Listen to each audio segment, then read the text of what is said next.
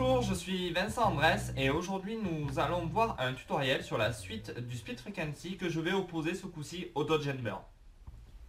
Donc on va reprendre la même photo que dans le précédent tutoriel afin de pouvoir travailler sur la même base et de pouvoir comprendre la différence par rapport à la retouche. Donc comme vous pouvez voir, j'ai repris exactement la même photo avec tous les splits et on va en sélectionner un. En fait, on va retravailler sur un seul split, on va retravailler sur le split de 9 qu'on va automatiquement opposer à un calque gris pour faire une correction comparative entre la retouche sur le split frequency et le dodge and burn. Donc je sélectionne un calque où je vais, voilà, entourer la partie que je vais retoucher selon les deux méthodes, pour pouvoir vraiment qu'on ne se perde pas dans l'image en fait, qu'on sache vraiment où on travaille. On ne travaillera que sur cette partie.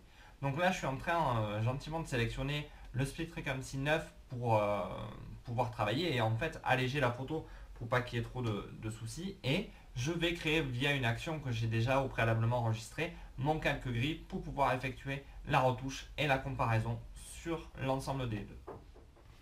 Donc voilà, nous allons maintenant retoucher la partie texture parce que vous allez voir, il n'y a pas suffisamment d'informations pour retoucher sur la partie de la couleur. Donc on va partir sur la partie texture et on va le retoucher avec, pas le tampon de duplication, non, avec l'outil, avec le petit pansement, là j'ai oublié le nom, qu'on va régler avec une dureté à 100% et un petit diamètre en fait.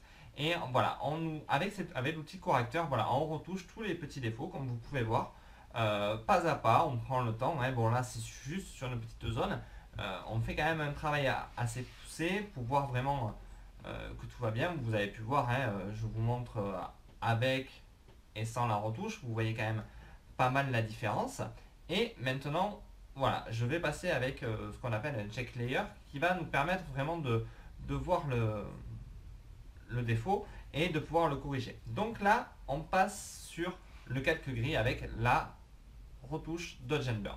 Donc voilà, vous avez vu, j'ai sélectionné la couleur blanc, hein, afin d'éclaircir tous les petits points sombres. Et voilà, là, je peux choisir plus facilement la taille de mon pinceau. Je le réduis, voilà, la dureté toujours à 0 pour que ça soit pas marqué, que ça soit assez flou. Et voilà, et je retouche vraiment toutes les petites parties au fur et à mesure en prenant un peu le temps. Donc c'est vrai que cette technique est peut-être un peu plus longue, mais vous allez voir que le résultat est totalement différent par rapport à une retouche avec l'outil correcteur sur la haute fréquence. Donc voilà, on prend bien le temps, on peut alterner, vous voyez, avec la touche X, on passe de la couleur blanche à la couleur noire, ce qui nous permet aussi d'avoir une réactivité assez rapide dans la correction. Et si vous travaillez au stylet, vous allez vous rendre compte que ça va super vite. À la finalité, on s'habitue. Donc maintenant, voilà, on va pouvoir comparer les deux choses. Voilà, vous allez voir là la retouche avec le split frequency. Voilà, vous voyez, c'est quand même assez brut, voire assez grossier, je trouve. Et quand on passe à une retouche avec le Dodge and Burn, vous voyez, on a gardé du détail, tout est en douceur, il n'y a pas de cassure. Voilà, je trouve, à mon goût, que là, pour le coup, c'est vachement plus doux, vachement plus harmonieux. On peut travailler, même si ça prend plus de temps, on peut travailler avec quelque chose de plus précis sur le Dodge and Burn. Donc voilà, ça se discute. Pourquoi l'une, pourquoi l'autre, il faut y réfléchir. Alors voilà, maintenant on va revenir sur ce petit espace qu'on a corrigé pour aller sur les sourcils. Et je vais maintenant retravailler les sourcils avec le Dodge and Burn. Vous allez voir qu'avec le Dodge and Burn, l'avantage qu'il y a par rapport au Split Frequency, c'est qu'on peut retravailler toute la photo sans aller chercher des dizaines d'outils, sans faire des calques, sans développer des choses en fait. Le Dodge and Burn, pour moi, est cet outil qui permet, voilà, d'améliorer de suite les sourcils, de retravailler une partie, de retravailler tout ce qui est fin, tout ce qui est petits détails.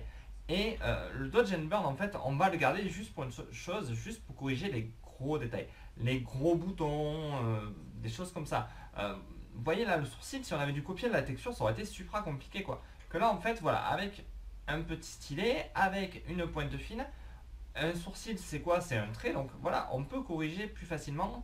On peut donner du volume, une ombre. Vous allez voir, là, je vais vous montrer que le calque gris, pardon. Et voilà, c'est vraiment parfait.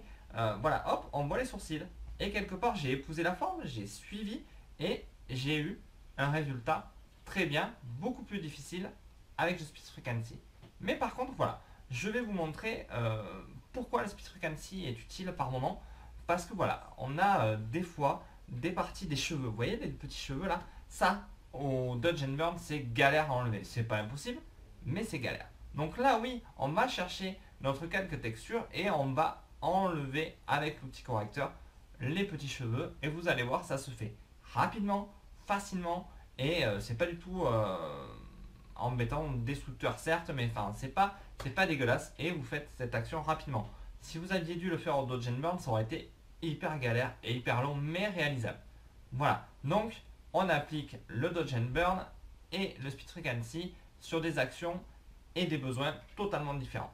Voilà le tuto qui vous montre un peu pourquoi j'utilise le Dodge and Burn et le Split Frequency à des étapes totalement différentes de ma retouche.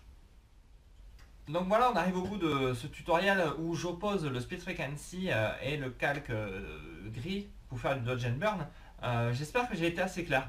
Pourquoi j'oppose les deux? Parce que chacun a son utilité, mais chacun a son utilité à un moment précis. On ne fait pas tout au Split Frequency, on ne fait pas forcément tout au Dodge and Burn.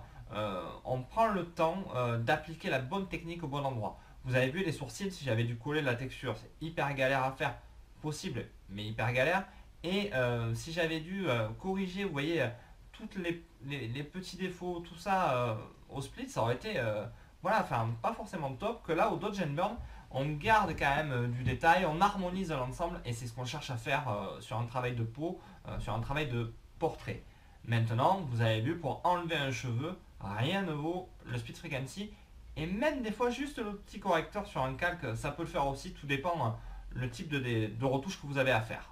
Maintenant, j'espère que tout s'est bien passé pour vous, que je vous ai pas tous perdu en route. Et donc je vous demanderai de mettre un pouce vert si la vidéo vous a plu, hein, de faire comme d'habitude, de me laisser vos commentaires pour que je puisse répondre à vos questions, soit par vidéo ou soit tout simplement par écrit. Et de partager la vidéo, réseaux sociaux, un ami, voilà, quelque chose qui puisse faire vivre la chaîne en fait. Et n'hésitez pas à vous abonner et à inviter vos amis à vous abonner si besoin. Voilà. Donc sur ce, je vous dis à vos splits, à vos Dodge and Burn, choisissez et amusez-vous. Merci, au revoir.